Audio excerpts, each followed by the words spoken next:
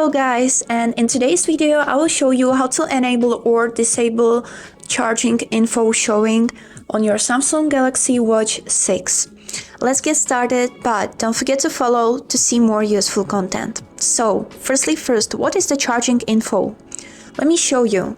When you put your watch on a charge, firstly you will see short animation with actual battery level of your watch. And after this, you will get to the menu which is showing the battery level, how long it will take until the watch fully charges, and actual time on the top of the screen. You can still continue use your watch by just double clicking on the screen and doing whatever you need. But if you just don't like this menu and you want to disable it, don't worry, I will show you how. Firstly, swipe up and scroll down to see the settings icon.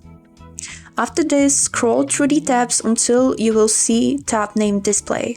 Click on it and scroll down. And when you find the settings show charging info, simply click on a slider and it will disable. And also, if you change your mind and you want to enable it back, just do the same thing.